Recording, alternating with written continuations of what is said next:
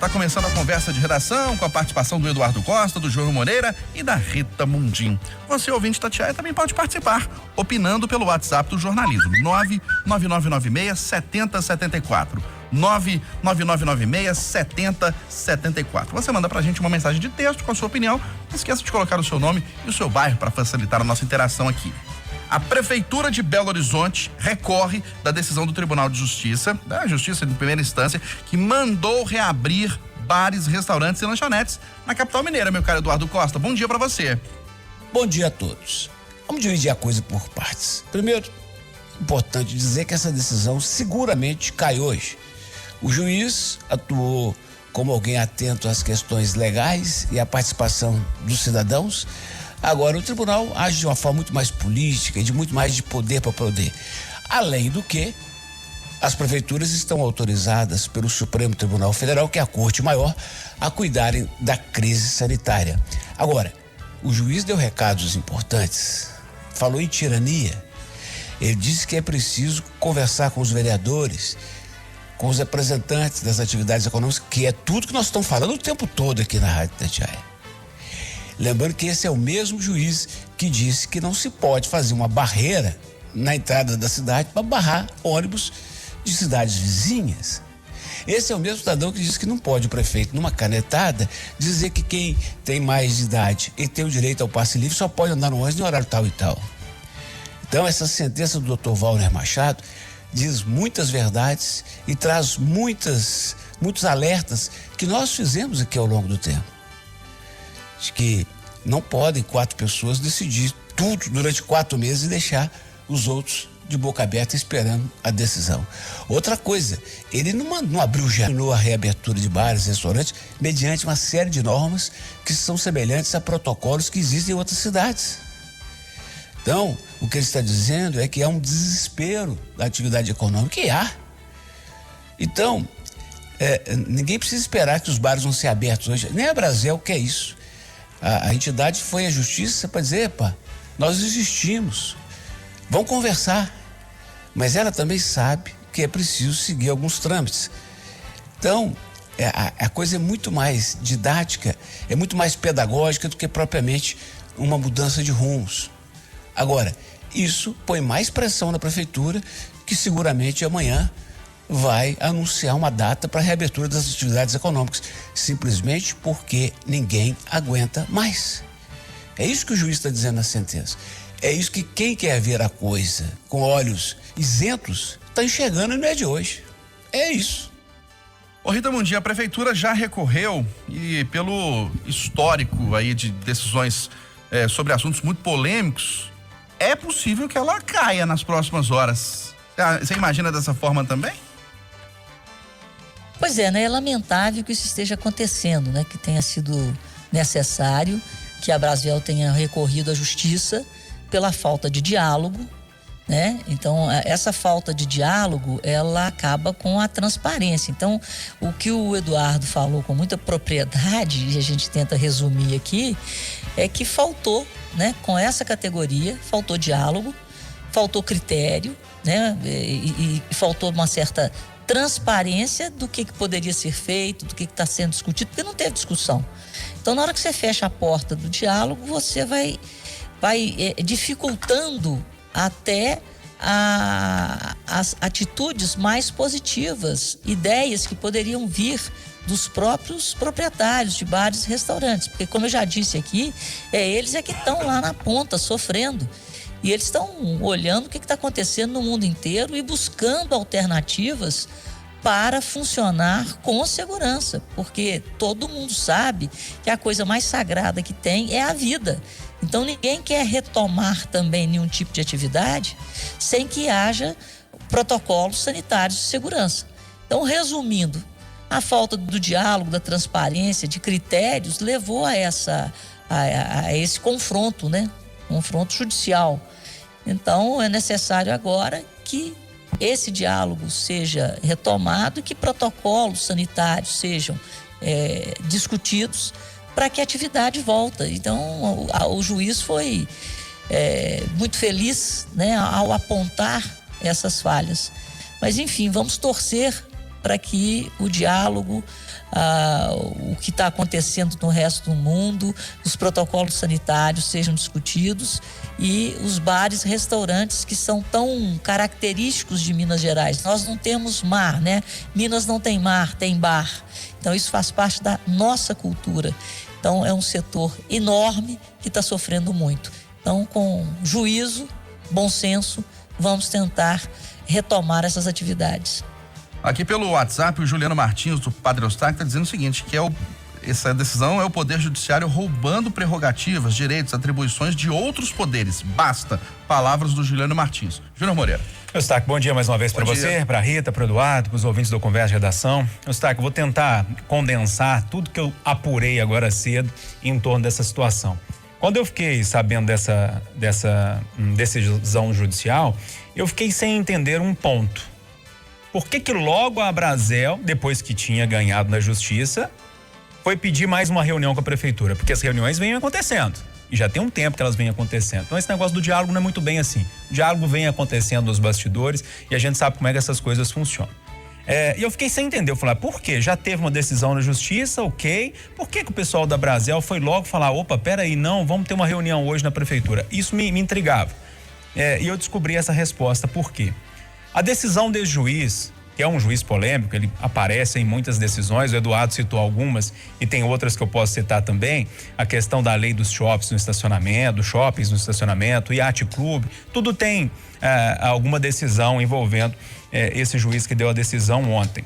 O problema da decisão, e aí eu fui entender por que a Abrazel quer uma reunião hoje com o pessoal da prefeitura, é que a decisão do juiz é muito pior do que já vinha se discutindo na prefeitura. É muito pior para os bares. Porque dos pontos, vou citar 2 pontos aqui para ter uma base de comparação. Na decisão do juiz, aponta uma pessoa a cada 13 metros. Na proposta que vem sendo costurada da prefeitura com o pessoal da Abrazel, dos bares, dos representantes, são 7 metros. Né? Então, olha a diferença. Praticamente a metade. Na decisão do juiz, uma pessoa por mesa. Na da prefeitura, 2 ou 3 pessoas por mesa. Então, isso explica muito claramente que a reunião que é tentada hoje com o prefeito, deve ser com o André Reis. Ainda não está certa essa reunião, mas ela deve acontecer. Secretário de Planejamento. Que é o secretário de Planejamento. Que foi costurada ali nos bastidores por meio do Léo Burguês, que é o líder da Câmara, do prefeito lá na Câmara, a pedido, né, de todos essa movimentação do Paulo Salmuti, para que essa reunião aconteça, para que eles voltem a conversar, porque a sensação que eu tenho, e algumas fontes me disseram também, e deve ser mais ou menos as mesmas fontes que o Eduardo tem também, ele citou isso, da questão de uma marcação de data já amanhã para uma possível abertura da cidade. Ou seja, se a prefeitura não recorresse dessa decisão, a situação ia ficar muito complicada para a Abrazel, porque a decisão do juiz é muito pior do que vinha sendo costurado. E, inclusive, o Paulo Salmuti tinha reclamado dessa costura que estava sendo feita com a prefeitura. Ou seja, que já estava ruim. E a decisão do juiz é pior ainda. Então, vamos ver como é que isso vai acontecer. Acredito que essa decisão deve cair, até porque o STF já deu esse ganho de causa para prefeituras e estados. São os prefeitos que precisam fazer esses decretos. Mas amanhã, nessa reunião, a gente pode esperar coisa muito interessante disso tudo. Mas eu acho que quase página virada essa situação da Abrazel, mas mais uma vez repito para vocês, toda a confusão foi em torno da decisão para tentar abrir os bares, e a decisão do juiz traz critérios muito piores do que os critérios que vinham sendo conversados com a prefeitura. O Gilmar Silva Reis, ele fala de Sabará, ele está dizendo o seguinte, que os bares sigam a determinação do juiz e que a PBH cumpra. Rita Mundim, reforma da Previdência. Declarações do governador Romeu Zema podem dificultar a tramitação da proposta de reforma da Previdência dos servidores na Assembleia Legislativa. Pois é, nós vamos ver muitas cenas desse capítulo. Eu, sinceramente, eu não vi a declaração do Zema, então eu não posso falar em cima de uma coisa que eu não ouvi. Então eu passo a bola aí para os meus colegas de bancada, mas eu acho que não vai ser uma coisa fácil, é necessária, é imprescindível, mas não será fácil. Ô Júnior, e pra você, Azedou mesmo a relação aí do Zema com a Assembleia Legislativa mais uma vez, e com servidores também, porque o Zema tava bravo, eu nunca tinha visto o Zema bravo nesses 1 ano e meio de mandato, não? Pois é, eu já conheço o Zema também há algum tempo, desde as entrevistas que foram feitas aqui na Itatiaia durante as eleições de 2018. Eu também nunca tinha visto o Zema nervoso daquela forma, não. Fiquei um pouco meio sem entender o porquê daquela história toda, e quando a pessoa fica nervosa, e ele é uma pessoa muito calma, né? Muito tranquilo, sempre com o tom abaixo do que é de costume, ele sempre muito tranquilo. Ele levantou demais o tom nessa história, tá? Que o problema não foi nem o tom e nem o nervosismo que ele estava. O problema é o conteúdo. E o conteúdo foi bem complicado, porque nos bastidores, eu, você, ou ele com os secretários, ele pode falar, porque tinha rachadinha, é porque todo mundo apadrinhava. E a gente sabe que algumas coisas podem até ser verdade nessa história toda, a gente sabe como é que funciona a política. Agora, a partir do momento que o governador do estado verbaliza isso tudo, coloca isso numa discussão que é muito complexa, essa discussão da reforma da Previdência aqui no estado vai ser dificílima. A gente vem falando disso aqui há um tempo e precisando dos deputados nessa história toda, e acusa deputado, e acusa sindicalista, ou seja, ele não precisava entrar nessa confusão para atrapalhar mais um pouco. O que ele fez ontem foi atrapalhar as discussões dessa reforma, trabalhar no sentido de ele se atrapalhou, ele complicou, tudo que chegar dele lá vai ser visto com uma certa ressalva pelos deputados. A gente sabe como funciona a política. Principalmente os do PT, que são oposição a ele lá. Exatamente. Então, assim, declaração que não precisava ser dada, né? Eu não sei como é que ele vai fazer, vai ter que ter uma costura ali nos bastidores, já tem uma base muito fraca na Assembleia Legislativa, precisa ter uma conversa nos bastidores, talvez uma desculpa do governador, porque isso vai complicar com certeza a tramitação dessa proposta lá na Assembleia Legislativa. E mais, né? Vai complicar não só essa proposta, mas outras que chegarem após a reforma tributária. Então foi uma fala infeliz no sentido político da história, e aí a gente pode discutir se o que ele falou é verdade ou não, né? Agora, quando se fala e faz acusações como essas, o que pode acontecer é um deputado falar, prove. E aí, como é que vai ficar? Será, Eduardo, que ele falou verdades ali naquele discurso dele? Muitas verdades que eu também teria dito. Provavelmente ele cometeu erros de generalização. Eu me vigio o tempo todo, sabe, Eustáquio, para não generalizar.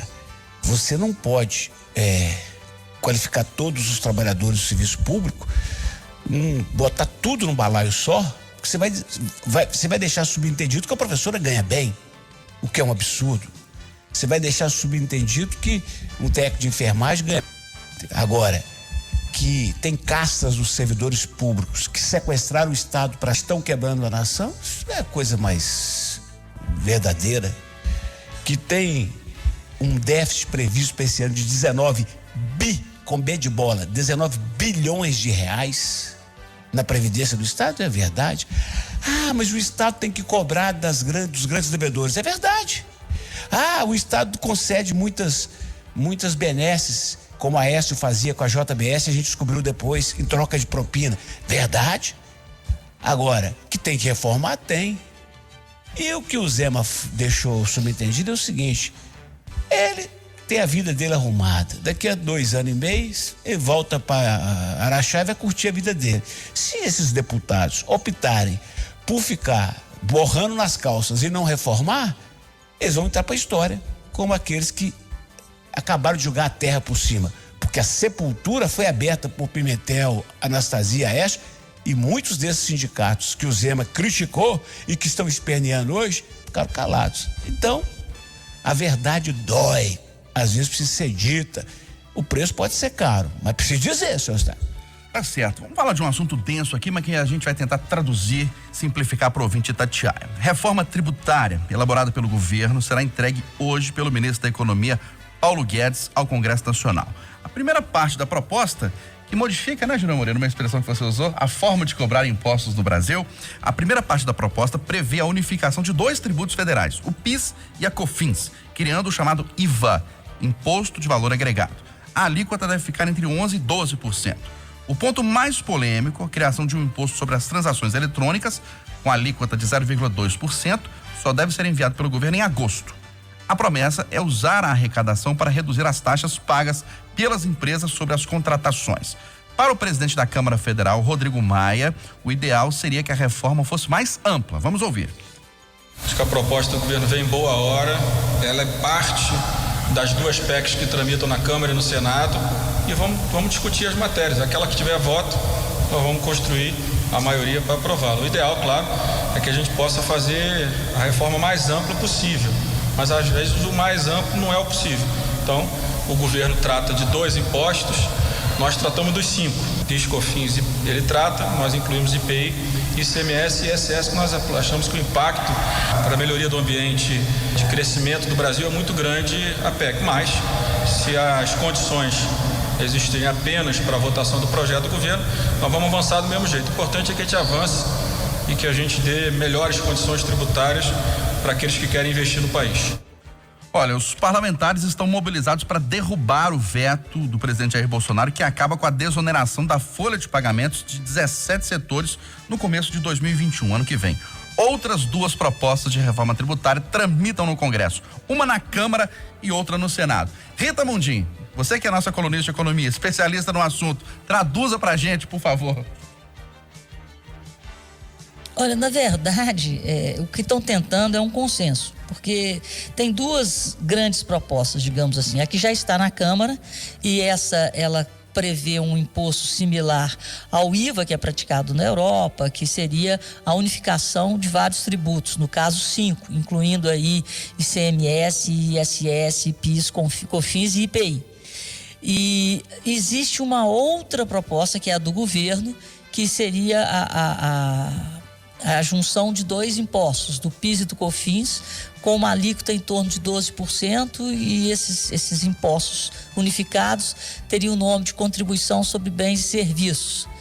E o ministro Paulo Guedes tenta emplacar esse imposto que substituiria a carga que incide hoje, a carga tributária que incide em cima da folha de pagamento, que é em torno de 26% dos 34% a 38%, que é o que nós pagamos de impostos em relação ao PIB. Então, quer dizer, o que incide na folha realmente uma carga muito pesada, e isso, de certa forma, tira competitividade do nosso mercado formal de trabalho. Então, se aliviar a folha de pagamento, a gente vai ter um aumento no nível de contratação do emprego formal. Então, essa é o que enxerga o ministro Paulo Guedes, que ele quer fazer essa substituição.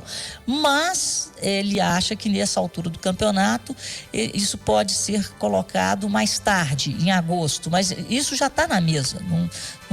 A discussão sobre esse imposto eletrônico, imposto financeiro sobre transações eletrônicas já está na mesa.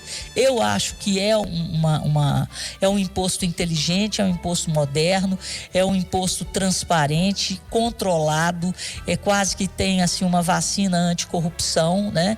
Então seria um avanço, né? Seria um avanço no regime tributário do Brasil. Mas o Rodrigo Maia defende uma proposta que é lá do século passado, que é essa unificação desses 5 tributos, a criação do IVA. Mas no fundo, eu repito, ninguém está defendendo diminuição da carga tributária. O que o pessoal está fazendo é tipo assim, mantendo a mesma carga, porque nessa altura do campeonato o Estado não está podendo abrir mão de nem um centavo. Então, estão tentando simplificar a forma de arrecadar, o que já dá um certo alívio. Então, eu insisto, esse imposto, que não é um novo imposto, o Paulo Guedes está querendo fazer uma troca. Ele aumenta a base de quem paga, ele joga o imposto para a sociedade e tira das empresas e amplia a base de quem paga. E isso é inteligente, vai ajudar o Brasil nesse momento pós-pandemia, e nós não estamos falando de um novo imposto. Seria mudar a base de arrecadação de quem paga o imposto e desonerar a folha. E nesse momento que o presidente Jair Bolsonaro fez esse veto, é um momento muito oportuno para que essa discussão aconteça. Mas, repito, infelizmente não vai haver uma queda, né, na arrecadação de impostos. Não, pelo contrário, nós vamos continuar pagando a mesma carga tributária de 35% a 38% do PIB, mas a gente tem que procurar uma forma mais inteligente.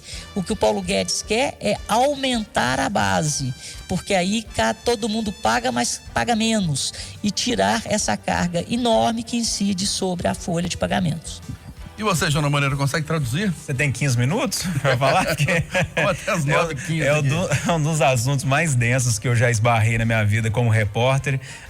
Quando eu me propus a fazer essa reportagem sobre essas 3 reformas que estão tramitando, né? 2 que já estão tramitando e uma que deve chegar hoje ao Congresso Nacional.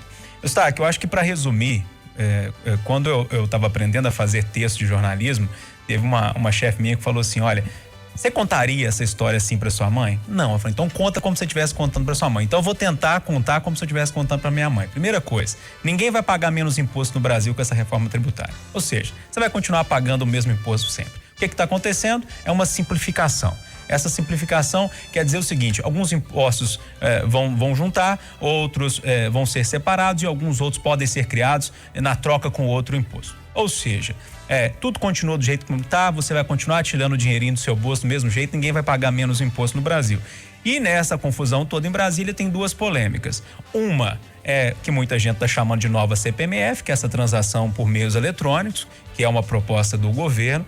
E a outra história toda é a confusão envolvendo quem deve pagar mais imposto no Brasil. Hoje, os especialistas que eu vi me disseram o seguinte: olha, quem paga imposto no Brasil é a classe média.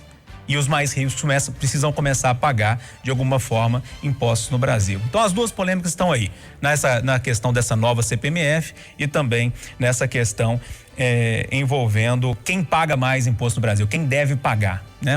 O Eduardo Moreira usou até uma expressão falando que, olha, aqui no Brasil, os ricos mesmos, né? Os bilionários vivem num paraíso fiscal, porque eles realmente não pagam imposto. E para resumir a história, dessas 3 propostas estão chegando lá, se eles não unificarem num consenso essa história toda, a que tem mais força, pelo que eu entendi ouvindo cientistas políticos, seria a que já está tramitando na Câmara, já que ela é uma proposta do presidente da Câmara. Então, uma das estratégias seria empurrar um pouquinho essa história toda para ver como que vai ser a virada de ano, entrar um outro presidente da Câmara e aí essa proposta ser avaliada. Ou seja, tem muita água para passar debaixo dessa ponte aí, nessa história toda. Zé Eduardo, agora do ponto de vista político, operacional, técnico, estamos em ano de eleição, de pandemia, teremos tempo para votar isso esse ano? Pois é, eu estou assustado com o negócio de tributação do lucro, sabe por quê? O cara que é médico, jornalista, engenheiro, a classe média.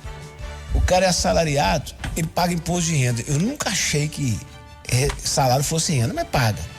Aí, nos últimos anos, houve a pejotização. Nós que gravamos um comercial, temos que dar uma nota. Todo mundo foi criando as empresas, né, no Simples. Agora eu tô com medo de taxar o lucro da gente, que a gente paga o imposto, quando for pegar o trocado, agora vai taxar o imposto em cima. Porque os graúdos têm lá seus esquemas, seus tributaristas que ensinam o caminho das pedras, né, senhor Eustáquio? Sim. Eu tô achando que vai sobrar de novo pra classe média pagar. E eu vou avisar, o slogan é simples: nós não vamos aguentar. Oi, Rita. É uma parte, eu chamei a atenção para a pejotização. Depois da privatização que aconteceu aqui no Brasil, houve a pejotização, porque os impostos que incidem em cima da contratação formal são tão altos que, dependendo do valor do salário, as pessoas são contratadas como pessoas jurídicas. Então, isso é um fenômeno que aconteceu e a gente tem que ver muito bem como será feita essa cobrança dos impostos sobre dividendos, porque uma coisa é o dividendo do Itaú, o dividendo do Bradesco, o dividendo de uma grande empresa, que vão para as grandes famílias donas do Brasil, e eles são isentos. E outra coisa é o dividendo da pessoa jurídica, do escritório de advocacia, de uma clínica médica, de um jornalista, de um economista, de um engenheiro. Então, a gente tem que ficar muito como que isso vai ser feito, porque senão a classe média vai sofrer muito, porque esses PJs é que pagam o seu plano de saúde, é que pagam as suas férias. com o dinheiro obtido nessas pequenas empresas que foram criadas a partir da privatização. Achamos onde é que a cobra dorme, seu Eustáquio. E não dá pra entender, o que causa revolta é o seguinte: você paga imposto de renda o ano inteiro, descontado na folha, direto na fonte. Aí no ano seguinte você vai declarar imposto de renda, tem que pagar mais imposto. Não, aquele do ano passado não serviu, não paga mais. 9 horas. Só um minuto, Eustáquio, porque esse assunto não pode deixar de ser falado aqui no Conversa de Redação. Sei que a gente já estourou o tempo, mas Fundeb, assunto importantíssimo, que é para dar merenda e transporte escolar para as crianças. O assunto está em pauta hoje, a gente precisa ficar atento nesse assunto. 9 horas, 1 minuto em Belo Horizonte. Final da Conversa de Redação, final do Jornal da Itatiaia, primeira edição desta terça-feira. Apresentação Aline Neves e Eustáquio.